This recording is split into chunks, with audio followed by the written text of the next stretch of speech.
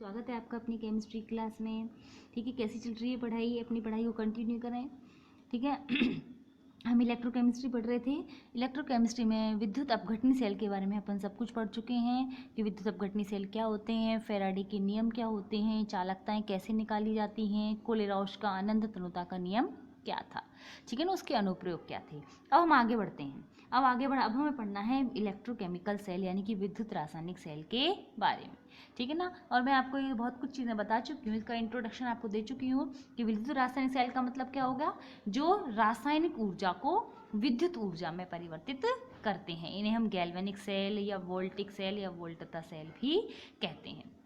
ठीक है ना, इसमें हमने डेनियल सेल का उदाहरण आपको बताया था। डेनियल सेल में क्या करते हैं, हम दो अलग अलग पात्रों में दो अलग अलग विद्युत अपघट्य लेते हैं, ZnSO4 और CuSO4।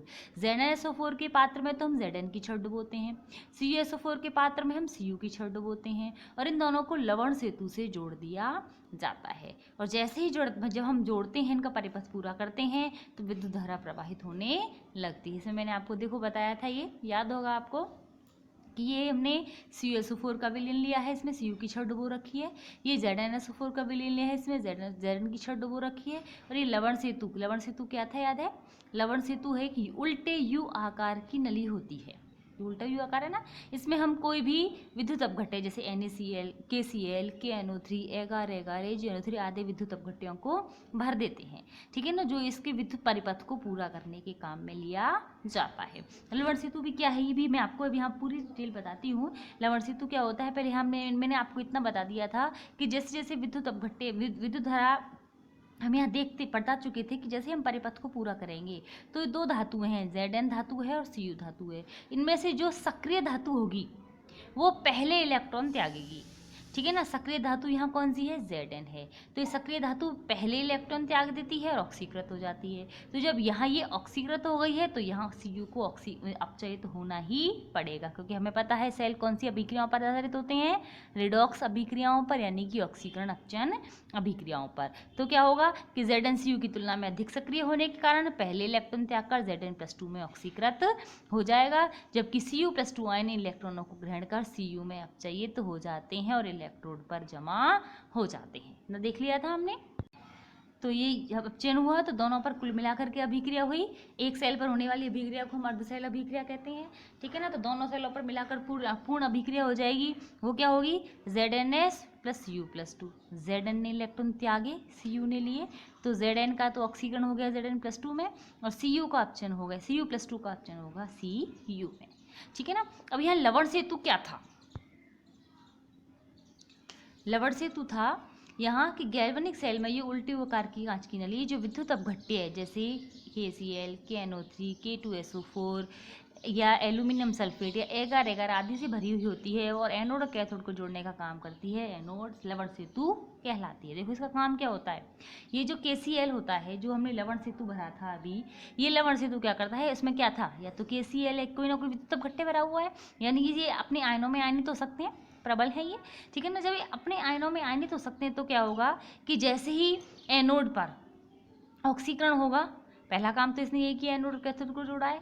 फिर क्या होगा कि एनोड और कैथोड पर जैसी ऑक्सीकरण और अपचयन की प्रक्रिया होंगी तो एनोड के विलयन में तो क्या होगा, धनायन की सांद्रता बढ़ने लगेगी, और कैथोड के विलयन में धनायन की सांद्रता घटने लगेगी, है ना। तो यहाँ क्या होगा, ये जो लवण हैं ये अपघटित होकर दोनों विलयनों में एक तरफ अपना एनायन और एक तरफ अपना कैटायन छोड़ देते हैं और उसको उदासीन कर देते हैं। जैसे क्या मतलब है इसका, जैसे देखो हमने यहाँ देखा कि एनोड पर Zn+2 बनेगा, यानी विलयन में धनायन की मात्रा बढ़ने लगेगी, सांद्रता बढ़ जाएगी Zn+2 की। तो लवण सेतु में मान लीजिए KCl है, तो ये KCl क्या करेगा कि KCl डिसोसिएट होगा K+ में और Cl- में। ठीक है ना, तो एनोड में क्या हो रहा था, Zn+2 ज़्यादा हो रहे हैं, कैथोड पर क्या हो रहा है, Cu+2 चले गए, यानी कि यहाँ पर हम CuSO4 का भी लिया था ना, CuSO4 आयन ज़्यादा हो रहे हैं। ठीक है ना, तो क्या होगा, ये जो लवण सेतु है ये क्या करेगा, यहाँ धनायन की मात्रा बढ़ रही है ना, तो अपने आयनों को यहाँ भेज देगा। यहाँ भेज देगा तो ये क्या बना लेंगे, ZnCl2। उदासीन हो गए, उदासीन होंगे तो क्या होगा, यहाँ धनायनों की सांद्रता लगभग, यानी कि इसका जो इलेक्ट्रोड विभव है ये निश्चित हो जाएगा, क्योंकि धनायनिक नहीं होगा, नहीं तो इस पर ये विलयन कैसा हो जाएगा, धनावेशित हो जाएगा। यहाँ पर Cu+2 आयन तो चले गए थे, ये Cu+2 आयन तो चले गए छड़ पर, तो विलयन में SO4-2 आयन हो गए, तो विलयन कैसा होने लगेगा, ऋणावेशित होने लगेगा। तो क्या होगा कि ये जो लवण सेतु के K+ आयन है ये इसके पास आ जाएंगे, क्या बना लेंगे, K2SO4, यानी जो ऋणायनिक होने जा रहा था विलयन वो अब ऋणायनिक नहीं होगा। इससे क्या होगा, जब ये विलयन की का पर कोई विशेष आवेश बढ़ेगा नहीं तो जो इलेक्ट्रोड का इलेक्ट्रोड विभव है, ठीक है ना, वो कैसा हो जाएगा, नियत हो जाएगा, उसमें कोई भी परिवर्तन नहीं होगा। यानी कि जो लवण सेतु है सबसे पहला काम क्या कर रहा है, एनोड और कैथोड को जोड़ने का काम कर रहा है। दूसरा काम क्या कर रहा है कि यहाँ पर इनकी ये जो विलयनों का सांद्रता है इसमें परिवर्तन नहीं होने देता। आयनों की सांद्रता में परिवर्तन नहीं हो रहा ना, और आयनों की सांद्रता में परिवर्तन नहीं होता तो इलेक्ट्रोड विभव भी कैसा बना रहता है, नियत या निश्चित बना रहता है। और जब इलेक्ट्रोड विभव निश्चित बना रहता है तो जो सेल का सेल विभव है, पूरे सेल का, वो भी नियत बना रहता है। यानी कि 4 काम हो गए मुख्य रूप से लवण सेतु के, क्या क्या, एनोड और कैथोड को जोड़ना, दूसरा एनोड और कैथोड की सांद्रताओं को निश्चित बनाए रखना, नियत बनाए रखना, तीसरा इलेक्ट्रोड विभव के को भी नियत बनाए रखना, और चौथा सेल के विभव को भी नियत बनाए रखना। देखिए लवण सेतु का महत्व 4 हो गए, एनोड और कैथोड को जोड़ना, एनोड और कैथोड का इलेक्ट्रोड विभव नियत बनाए रखना, एनोडिक और कैथोडिक विलयन की सांद्रताएं नियत बनाए रखना, और सेल का सेल विभव भी नियत बनाए रखना, ठीक है ना। तो बहुत इंपॉर्टेंट चीज़ है ये लवण सेतु, ठीक है ना। यहाँ तक हमको समझ में आता है कि लवण सेतु क्या होते हैं और वेनियल सेल या गैल्वेनिक सेल या वोल्टता सेल क्या होते हैं, ठीक है ना। अब हमें इसमें याद रखने की ट्रिक है एक, जो हमें ये बताएगी कि ये जो गैल्वेनिक सेल होता है इसमें एनोड क्या होता है और कैथोड क्या होता है। तो देखिए ये था अपना एक सबसे शॉर्ट गैल्वेनिक सेल, ठीक है ना। गैल्वेनिक सेल में क्या है, देखो Zn की छड़ डूबी हुई है ZnSO4 की विलयन में, Cu की छड़ डूबी हुई है CuSO4 की विलयन में, लवण सेतु से हमने जोड़ रखा है। तो जब जोड़ा है तो देखो कैथोड पर तो Cu जमता जा रहा है तो ये मोटा हो गया, और Zn की छड़ जो है वो इसमें घुलती जा रही है तो देखो पतली होती जा रही है, ठीक है ना। अब देखो याद रखने की क्या ट्रिक है, यहाँ याद रखिए ट्रिक है loan, loan LOAN, left oxidation anode negative. मतलब ये जो दो हम इलेक्ट्रोड्स बनाते हैं एनोड और कैथोड, ये जो एनोड और कैथोड हैं इसमें एनोड हमेशा लेफ्ट साइड में बनता है, जब एनोड लेफ्ट साइड में बनेगा तो कैथोड ऑटोमेटिकली राइट साइड में बनेगा। पहली चीज़, एनोड क्या होता है बताया था मैंने आपको, एनोड मतलब जिस पर ऑक्सीकरण अर्धाभिक्रिया संपन्न होती है। तो O का मतलब हो गया ऑक्सीडेशन, यानी कि लेफ्ट साइड में ऑक्सीडेशन होता है, उसे हम एनोड कहते हैं। लेफ्ट साइड में ऑक्सीडेशन की प्रोसेस होती है उसे हम एनोड कहते हैं, और एनोड हमेशा नेगेटिव चार्ज यानी कि ऋणात्मक आवेशित होता है। जो हमें ये चीज़ याद हो जाएगी तो आधा भाग तो अपने आप याद हो जाएगा, ठीक है। ये लेफ्ट साइड है तो ये राइट साइड है, यहाँ ऑक्सीडेशन हो रहा था तो यहाँ रिडक्शन होगा यानी कि अपचयन होगा, ये एनोड हो गया तो ये कैथोड हो जाएगा, ये नेगेटिवली चार्ज है तो ये पॉजिटिवली चार्ज हो जाएगा, ठीक है ना। देखिए समझ में आ गई ना ये चीज़। अब यहाँ हम कोई भी सेल हमें दिया जाए तो हम उसका पूरा ये चित्र बनाए तो उसमें बहुत देर लगती है। इससे अच्छा तो तरीका है कि हम इनको शॉर्ट में बनाने का तरीका सीख लें, यानी कि निरूपण कर लें, बजाय इतना चित्र बनाने के उसको आरेख के रूप में प्रदर्शित कर दें। तो देखो क्या होगा, अभी हमने ये देख लिया कि बाईं साइड में कौन होता है, हमेशा एनोड, और दाईं साइड में कौन होता है, हमेशा कैथोड। यानी जब हम निरूपण करेंगे तो पहले हमेशा इस साइड में लेफ्ट साइड में एनोड का करेंगे, लेफ्ट साइड में कैथोड का करेंगे, और उनके बीच में क्या है, लवण सेतु। तो देखो हमने क्या किया, इसी सेल का निरूपण करते हैं हम। सबसे पहले तो मैंने बना दिया एक लवण सेतु। लवण सेतु बनाने के लिए हम 2 खड़ी समांतर रेखाओं का उपयोग करते हैं। ये 2 खड़ी समांतर रेखा क्या प्रदर्शित कर रही हैं, ये है लवण सेतु, ठीक है ना। अब लवण सेतु को से मैंने क्या क्या जोड़ रखा है, इस तरफ एनोड है और उस तरफ कैथोड है।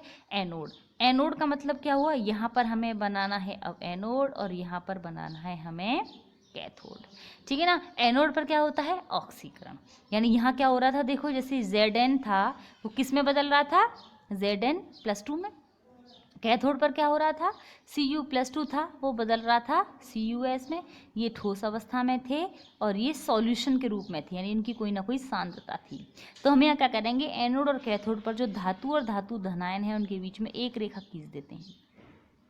ये शो कर रहा है कि Zn ऑक्सीकृत हो रहा है Zn+2 में, और ये शो कर रहा है कि Cu+2 अपचयित हो रहा है Cu ठोस में। ठीक है ना। कैथोड कैसा था, धनावेशित था। एनोड कैसा था, ऋणावेशित था। ठीक है ना। अब ये यहाँ पे ये जो कोष्ठक हैं, इन कोष्ठकों में हम इनकी सांद्रताएं लिख देते हैं। जैसे मान लीजिए 1 m की सांद्रता 1 मोलरता वाला विलयन है तो 1 मोलरता लिख लिया, या हो सकता है 0.1 मोलरता या जो भी मोलरता हो उसको हम यहाँ कोष्ठक में लिख देते हैं। ठीक है ना। तो इस तरीके से हम शॉर्ट में निरूपण कर देते हैं बजाय पूरा चित्र बनाने के। ठीक है ना। तो देखिए निरूपण कैसे करते हैं। गैल्वेनिक सेल का निरूपण करते समय बाईं ओर एनोड को और दाईं ओर कैथोड को लिखा जाता है। एनोड दर्शान हेतु पहले धातु और बाद में धातु धनायन लिखते हैं और उन्हें खड़ी रेखा से पृथक कर देते हैं।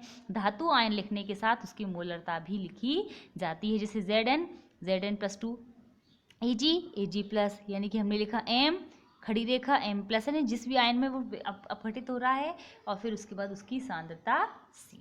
ठीक है ना। कैथोड लिखने के लिए हम क्या करते हैं, धातु धनायन और बाद में धातु लिखकर उन्हें खड़ी रेखा से प्रदर्शित कर देते हैं। तो धातु आयन के साथ विलयन की मोलरता भी लिखी जाती है। जैसे M+N अपचयित होगा, M में ऑक्सीकृत अवस्था है ये।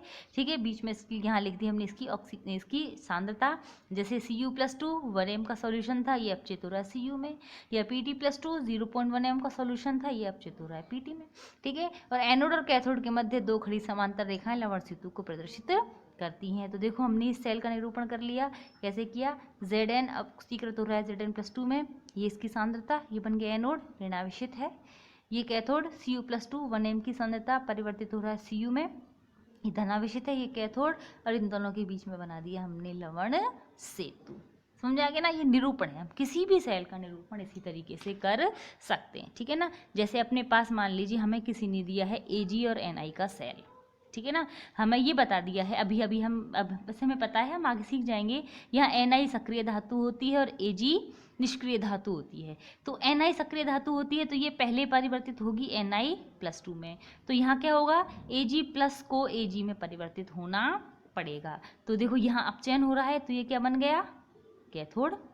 ये ऑक्सीकरण हो रहा है तो ये क्या बन गया, एनोड। ठीक है ना। तो अब बनाएंगे कैसे हम, देखो यहाँ हम पहले एनोड बनाएंगे, माइनस आवेशित होता है, Ni ऑक्सीकृत होगा Ni+2 में, इसकी सांद्रता जो भी हो, मान लीजिए मैं C1 लिख देती हूँ। फिर बनाएंगे हम लवण सेतु, फिर अपचयन होगा किसका, Ag+ का, यहाँ उसकी सांद्रता होगी C2, किस में होगा, Ag ठोस में होगा, ये भी ठोस है। ठीक है। और ये होगा प्लस, तो ये बन गया अपना कैथोड, ये बन गया अपना एनोड, और ये बन गया लवण सेतु यानी कि सॉल्ट ब्रिज। तो किसी भी सेल का निरूपण हम चित्र बनाने की बजाय इस तरीके से आसानी से कर सकते हैं। और अगर हमें ये सेल का आरेखण दिया हुआ है इस तरीके से, तो हमें ये पता समझ में आ रहा है कि ये तो क्या है, एनोड, ये क्या है, कैथोड, क्योंकि यहाँ हमें अपचयन होता हुआ दिखाई दे रहा है और यहाँ पर हमें ऑक्सीकरण होता हुआ दिखाई दे रहा है। क्लियर बच्चों। अब हम बात करते हैं इलेक्ट्रोड की। इलेक्ट्रोड क्या है, देखिए जो विद्युत अपघटनी सेल थे उसमें इलेक्ट्रोड क्या थे, उसमें इलेक्ट्रोड थे ज़्यादातर प्लेटिनम की छड़ या किसी उसी धातु की छड़ जिसका विद्युत अपघटन कर रहे थे ज़्यादातर। तो हमने क्या किया था, जो भी हमारा सेल था उसमें विद्युत अपघट्य भरा हुआ था और उस विद्युत अपघट्य में 2 प्लेटिनम की छड़ डुबो दी, तो एक एनोड बन गई और एक कैथोड बन गई, और यही इलेक्ट्रोड कहलाती थी। लेकिन विद्युत रासायनिक सेल जो होते हैं उनमें इलेक्ट्रोड इस तरह का नहीं होता। यह इलेक्ट्रोड बनाने के लिए, जैसे भी हमने डेनियल सेल में देखा था, इलेक्ट्रोड हमने 2 काम में लिए थे। एक था जिंक इलेक्ट्रोड। जिंक इलेक्ट्रोड में क्या था कि एक Zn की छड़ ली थी और उसको हमने उसी के धनायन वाले विलयन में डुबो दिया था। ये एक्वेटिक विलयन लिया था और ये क्या थी, Zn की छड़। ऐसे ही हमने लिया था दूसरा कॉपर का इलेक्ट्रोड। उसके लिए क्या किया था, एक हमने कॉपर की छड़ ली थी, ये Cu की छड़ है, और इसको हमने डुबो दिया है CuSO4 के एक्वेटिक सॉल्यूशन में। तो एक इलेक्ट्रोड ये बन गया और एक इलेक्ट्रोड ये बन गया। यानी देखिए विद्युत रासायनिक सेल में इलेक्ट्रोड क्या हो गया कि जब किसी धातु की छड़ को उसी धातु धनायन के विलयन में डुबोया जाता है तो उसे हम इलेक्ट्रोड कहते हैं। ठीक है, जैसे Zn की छड़ को Zn+2 आयनों यानी कि ZnSO4 के विलयन में डुबो दिया तो जिंक इलेक्ट्रोड बन गया। CuSO4 के विलयन में Cu छड़ को डुबो दिया तो Cu इलेक्ट्रोड बन गया। मान लीजिए हमें Ag इलेक्ट्रोड बनाना है, कैसे बनाए Ag इलेक्ट्रोड बताओ। Ag छड़ ले, ठीक है ना, उसको Ag के किसी विलयन में डुबो दें। मान लो AgCl ले लिया या AgNO3 ले लिया या Ag2SO4, कोई भी इसमें Ag होना चाहिए, उसमें उस विलयन में डुबो दिया तो हमें Ag का इलेक्ट्रोड मिल जाएगा। Pt का इलेक्ट्रोड चाहिए, Pt के विलयन में डुबो दें। जिस धातु को हम उसी धातु के विलयन में डुबो देते हैं तो वो एक जो युक्ति बन गई है उस युक्ति को ही हम कहते हैं इलेक्ट्रोड। समझ में आ गई ना चीज। अब ये जो इलेक्ट्रोड होता है इससे बनता है इलेक्ट्रोड विभव, है ना। इलेक्ट्रोड विभव क्या होता है, देखो अब बात करते हैं इलेक्ट्रोड विभव की। देखिए, जब हम किसी धातु की छड़ को उसी धातु आयनों के विलयन में डुबोते हैं तो धातु तथा धातु विलयन के संधि स्थल पर एक विभव उत्पन्न हो जाता है जिसे इलेक्ट्रोड विभव या अर्धशैल विभव कहते हैं। क्या मतलब है, बहुत छोटी सी चीज़ है कि हमने क्या किया, कोई एक धातु की छड़ है ना, उसको हमने उसके धनायन वाले विलयन में डिप कर दिया, डुबो दिया। ठीक है ना, तो ये तीन तरीके से क्रिया कर सकती है। क्या कि या तो ये इलेक्ट्रॉनों को त्यागे, ठीक है ना, यानी कि धातु इलेक्ट्रॉनों को त्याग कर ऑक्सीकृत हो जाए। ठीक है ना, दूसरी चीज़ क्या कि इलेक्ट्रॉनों को ग्रहण करे, यानी धनावेशित आयन होंगे वो इलेक्ट्रॉनों को ग्रहण करेंगे और अपचयित हो जाएगी, यानी यहाँ पर इलेक्ट्रॉन लिए जा रहे हैं। तीसरी स्थिति क्या, ये कुछ भी नहीं करे, ना तो इलेक्ट्रॉन ले और ना इलेक्ट्रॉन दे। ठीक है ना, तीन चीज़ें हो गई, या तो इलेक्ट्रॉन ग्रहण किए जाएंगे या इलेक्ट्रॉन त्यागे जाएंगे या कुछ भी नहीं होगा। तो देखो, सबसे पहले अपन बात करते हैं जब इलेक्ट्रॉन त्यागे जाएंगे तो क्या होगा कि जो धनायन होंगे वो तो आ जाएंगे इस विलयन में और जो इलेक्ट्रॉन होंगे वो इस धातु की छड़ पर एकत्रित हो जाएंगे। तो ये छड़ कैसी हो गई, ऋणावेशित। ठीक है, जब ये ऋणावेशित होगी तो इस विलयन में जितनी भी धनायन होंगे वो आकर्षित होंगे, तो वो इसकी चारों तरफ इस तरीके से एक लेयर बना लेंगे, है ना, एक परत बना लेंगे। ठीक है ना, तो एक धनावेशित ऋणावेशित इलेक्ट्रॉन और धनावेशित आयनों की परत, इस परत के बनने जाने का, इसी को हम कहते हैं संधि स्थल। इस परत के बनने जाने के कारण एक इन दोनों विलयन और धातु की छड़ के मध्य एक विभवांतर उत्पन्न हो जाता है। इस विभवांतर को हम इलेक्ट्रोड विभव कहते हैं। और ये इलेक्ट्रोड विभव किस कारण उत्पन्न हुआ है, कौन सी प्रक्रिया हुई है, ऑक्सीकरण। ठीक है ना, तो जब ऑक्सीकरण के कारण ये विभव उत्पन्न हुआ है तो इस विभव को हम कहते हैं ऑक्सीकरण विभव। कहाँ उत्पन्न होगा ये ऑक्सीकरण की प्रक्रिया, कौन से इलेक्ट्रोड पर होती है, एनोड पर। ठीक है ना, यानी एनोड पर ऑक्सीकरण विभव उत्पन्न हो जाता है क्योंकि धातु ने अपने इलेक्ट्रॉनों को त्याग कर धनायन में ऑक्सीकरण कर लिया। दूसरी चीज़ अब अपन बात करते हैं कि इलेक्ट्रॉन ग्रहण किए जाएं। ये धातु धनायन इलेक्ट्रॉनों को ग्रहण करेंगे। ठीक है ना, तो जब इलेक्ट्रॉनों को, इसके जो इलेक्ट्रॉन थे वो धातु धनायन ने ग्रहण कर लिए तो इस पर इलेक्ट्रॉनों की कमी हो गई। इलेक्ट्रॉनों की कमी हो गई मतलब ये खुद कैसी हो गई, धनावेशित हो गई। तो जब खुद धनावेशित हो गई तो विलयन में जो ऋणायन होंगे वो इसकी चारों तरफ एकत्रित हो जाएंगे इस तरीके से। तो यहाँ भी एक परत का निर्माण हो जाएगा, एक द्विपरतीय आवेशित परत बन जाएगी ना। तो यहाँ धनावेशित और ऋणावेशित दो परतों के मध्य भी विभवांतर उत्पन्न होगा। ठीक है ना, तो वो भी बनेगा इलेक्ट्रोड विभव। अब यहाँ कौन सी प्रक्रिया हो रही है, अपचयन। इलेक्ट्रॉन ग्रहण किए जा रहे हैं ना, तो इसे हम कहेंगे अपचयन विभव। और जिस इलेक्ट्रोड पर अपचयन होता है उसे क्या कहते हैं, कैथोड। यानी अपचयन विभव कहाँ उत्पन्न होगा, कैथोड पर। ठीक है ना, समझ में आ गई चीज। और यहाँ क्या हो रहा है, ना तो इलेक्ट्रॉन लिए जा रहे हैं ना इलेक्ट्रॉन दिए जा रहे हैं, यानी कि इस तरफ ना कोई धनायन आकर्षित होगा ना कोई ऋणायन आकर्षित होगा, यानी यहाँ किसी भी प्रकार का कोई इलेक्ट्रोड विभव उत्पन्न नहीं होगा। समझ में आ गई ना बात। ठीक है ना, तो अब यहाँ देखिए ये हो गया इलेक्ट्रोड विभव। क्या कि जब हमने धातु को उसी के धनायन वाले विलयन में डुबोया तो उसकी छड़ और विलयन के संधि स्थल पर जो विभव उत्पन्न हो जाता है वो इलेक्ट्रोड विभव कहलाता है। ये दो तरह का होता है, ऑक्सीकरण विभव और अपचयन विभव। ठीक है ना, ठीक है। तो ये इलेक्ट्रोड दो प्रकार का होगा। ऑक्सीकरण विभव क्या हुआ, जब धातु का धातु धनायन में ऑक्सीकरण हुआ तो ऑक्सीकरण विभव बन गया। जैसे Zn+2 में बदला, H2 H+ में बदला, Ag Ag+ में बदला। अपचयन विभव क्या हो गया, जब धातु धनायनों के द्वारा इलेक्ट्रॉन ग्रहण किए गए और उदासीन परमाणु में अपचयन हो गया तो अपचयन विभव बन गया इलेक्ट्रॉन ग्रहण करने के कारण। जैसे Cu+2 ने 2 इलेक्ट्रॉन ग्रहण किए, दो H+ आयनों ने 2 इलेक्ट्रॉन ग्रहण किए, Pb+2 आयनों ने 2 इलेक्ट्रॉन ग्रहण किए। ठीक है ना, कुल मिला के बात है इलेक्ट्रॉन लेना और देना है। और धातुएं अपनी पारस्परिक क्रियाशीलता के आधार पर इलेक्ट्रॉन ले भी सकती हैं और इलेक्ट्रॉन दे भी सकती हैं। यानी कि जो ये ऑक्सीकरण या अपचयन विभव होते हैं इनका आंकिक मान तो समान होता है, यानी इनकी जो पावर चाहिए ना, जो विद्युत चाहिए के जो विभव चाहिए वो तो समान है। इलेक्ट्रॉन लिया जा रहा है या दिया जा रहा है तो उसे चिन्ह बदल जाएगा। ठीक है ना, ठीक है, केवल चिन्ह बदल जाता है। जैसे Cu का अपचयन विभव होता है +0.34 वोल्ट, तो उसका ऑक्सीकरण विभव हो जाता है -0.34 वोल्ट। इसी तरीके से Zn का अपचयन विभव होता है 0.76 वोल्ट, जबकि इसका ऑक्सीकरण विभव हो जाता है +0.76 वोल्ट। केवल साइन का डिफरेंस होता है ऑक्सीकरण और अपचयन विभव में। ठीक है ना, और ये जो ऑक्सीकरण और अपचयन विभव में, इसमें ऐसा ही पद्धति केवल अपचयन विभव को ही मानती है। ठीक है, और अपचयन विभव में भी केवल अपचयन विभव नहीं, मानक अपचयन विभव को मापा जाता है। तो अब हम क्या करें कि यहाँ ये जो हमने विलयन लिया था, ये विलयन अगर 1 मोलरता का है, इसकी विलयन की सांद्रता जो है वो 1 मोलरता की है, इस पूरे इलेक्ट्रोड का जो ताप है वो 298 केल्विन यानी कि 25 डिग्री सेल्सियस है। ठीक है, और इसका जो दाब रखा गया, अगर कोई गैस है तो वो 1 वायुमंडल यानी कि 1 एटमॉस्फेयर के बराबर है। ये 3 कंडीशंस, ताप, दाब और सांद्रता, ये अगर मानक हैं यानी स्टैंडर्ड हैं तो उस इलेक्ट्रोड विभव को हम मानक इलेक्ट्रोड विभव कहते हैं। समझ में आ गई ना बात? तो क्या हो गया मानक इलेक्ट्रोड विभव कि 1 एटमॉस्फेयर दाब, 298 केल्विन ताप और 1 m यानी इकाई सांद्रता वाले विलयन में इलेक्ट्रोड विभव को ही, विलयन के इलेक्ट्रोड विभव को ही मानक इलेक्ट्रोड विभव कहते हैं। और इसको हम किससे शो करते हैं? E0 से। इलेक्ट्रोड विभव को हम केवल E से शो करते हैं। ठीक है ना, केवल E से शो करते हैं। और इस E में भी अगर हमें ऑक्सीकरण विभव लिखना है तो हम लिखते हैं EOX ऑक्सीडेशन, और रिडक्शन लिखना है, अपचयन दिखाना है तो हम लिखते हैं ERED।